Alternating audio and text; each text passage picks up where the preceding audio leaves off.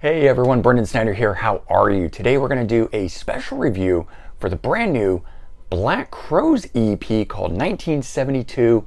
This thing here, really interesting, 6-track cover songs, all originally recorded in 1972, but here we are 50 years later celebrating that year.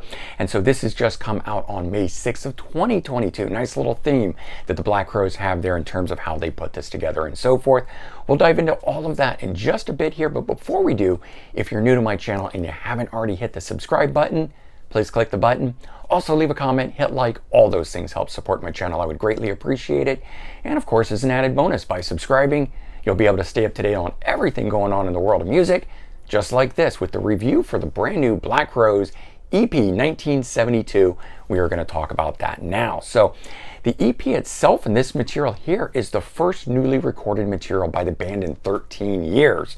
So the last album that they had out, Before the Frost Until the Freeze, came out in 2009. Now the thing is, the band though, they actually formed way back in 1984. They didn't put out their debut album that you can see at the top there, Shake Your Money Maker, until 1990. And that album itself was hugely successful. If you don't remember that time and that era, that album and its songs were everywhere. Ultimately, the album itself went 5 times platinum, 5 million copies sold. Just in the US, I don't know what it did around the world, but very, very successful, big album, and I think part of what shifted music the way that it did, with the Black Crowes coming in and doing more straight ahead rock than what was the glam metal stuff that was going on at the time. I think they were absolutely part of that shift in the musical style. Now their second album, The Southern Harmony and Musical Companion, which came out in 1992, was ultimately certified double platinum. So they were having success continuing on through in the 90s, not just a one and done type band, which is pretty cool. In all, the band has put out 8 studio albums, and then over the years, the band has taken these extended breaks and or broken up and stuff like that. So this here, for this lineup and the tour that they're out doing right now, is actually the 4th formation of the band itself. And so if you go to Wikipedia, they say that the current members are only 3 of these guys, although when we look inside here, there's no delineation between this, but I'm going to break this down for you. So right now, Chris Robinson vocals, Rich Robinson, his brother, guitar, original members of the band since 1984. Sven Pippen on bass. He joined in 1997, so while not technically an original member, he was part of the main period of the band, that original period from 1990, I believe, up till about 2000 or so. So those 3 guys are together. They are listed as the band today. Now listed as touring members, but guys who play on this EP: Isaiah Mitchell on guitar, Joel Robino on keyboards, and Brian Griffin on drums. So we'll show you that in a little bit on what's inside here, but I want to get a bit more into this before we really kind of dive into all of that. So that's the new lineup.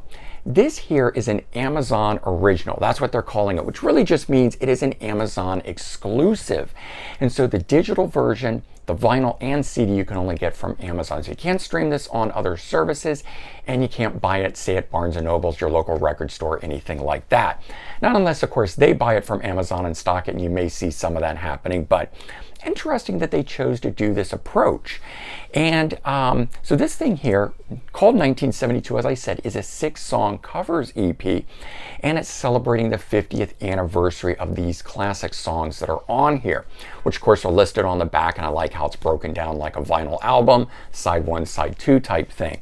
The tracks though: Rocks Off, The Rolling Stones, The Slider, originally done by T-Rex, You Wear It Well, Rod Stewart, Easy to Slip, Little Feat, Moonage Daydream by David Bowie, and Papa Was a Rolling Stone, The Temptations. And so that's why I got the setup behind me. Some of those classic artists, they're grouped in around the box set by the Black Crowes itself. So my review of this thing, we know those songs. I'm not going to get into the specifics of those songs because they're 50-year-old classic songs. What I want to talk about though is the sound of this and their performance on it. So I do love the song selection. I think they did a great job picking out some stuff that weren't or isn't the immediately thought of song that might be covered if you were trying to do one by the band. Now I agree, these of course are all 1972 songs, but they could have gone for some other ones that were maybe a bit more popular or so forth. And so I like the selection that they chose here. All of the cuts on here are performed in essentially the same style, meaning that they're performed in a Black Crowes style, and it's not changed up for each song on here. So it makes all of these go together really well, even though you're having say a Temptations song on here and a Rolling Stones song or a Bowie song or something like that. They make it all work, which I think is really nice on here. It's got a nice flow from one track to the next that's on here. But I'm going to say this, the recording has some raw places within it, and musically I think it sounds very good. I don't really have an issue with the musical performance on this. But Chris's vocals sound a bit strained or tired, and I hesitate to say that, but let me clarify why that is. I still think he sounds good, so don't get me wrong, this is not a bad sounding vocal performance or anything like that. But he doesn't sound the way he has in years past. Now, it has been 13 years since the last studio recording with the Black Crowes. Of course, he's had his own band and done other things. And so, you know, a lot can happen in 13 years, certainly aging. And I don't hold that against him or any rocker for that matter that has been around as long as these guys have and so forth. But the vocals on here did stand out to me as being different and as sounding a little strained at points, not really hitting those notes or being as smooth as he has been on previous recordings. That being said, the rawness of this recording, I think, is intentional. I think it's their way to replicate the sound of a 1972 recording on here. There's a bit of an echo in it. I don't know how else to describe it. The sound that you might get if everyone was performing together live in one room as a jam session, doing these as one take.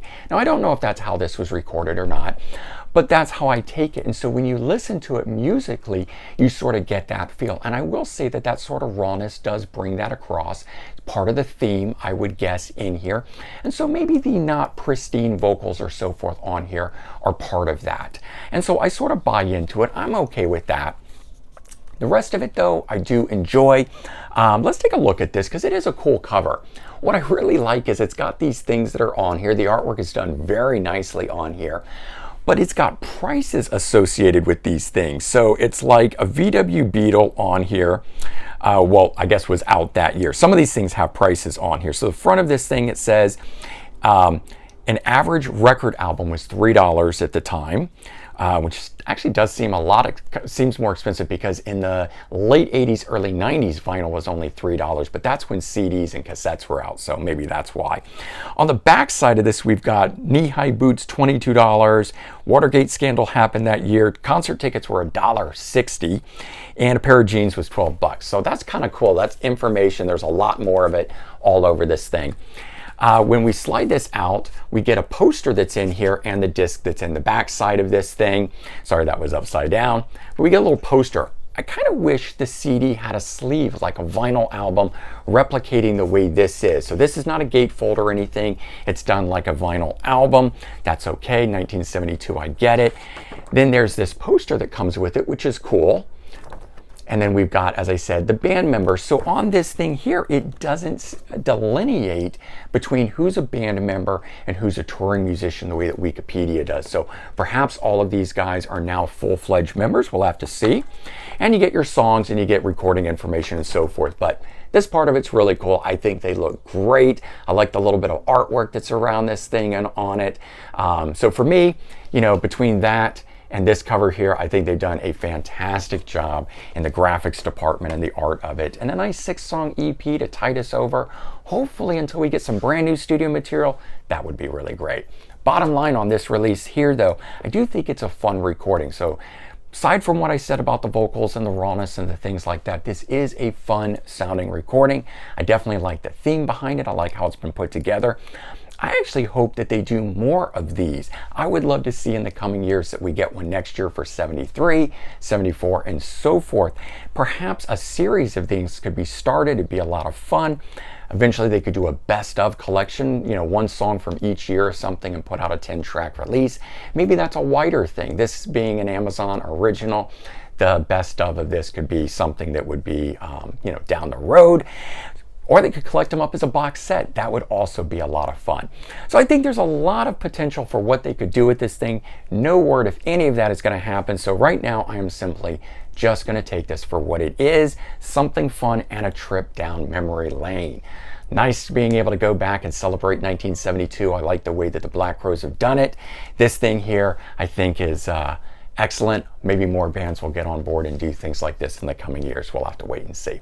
But all right, there you go. That is the review for the brand new Black Crowes 1972 EP. Hopefully you guys enjoyed it. If you did, please remember to comment, like, and certainly subscribe if you can.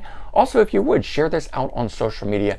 Help spread the word both for my channel, but also for this great release here and the Black Crowes. I'm sure they would thank you just as much as I'm willing to. All right, guys, take care. Have a great one, and I'll talk to you soon. Bye-bye.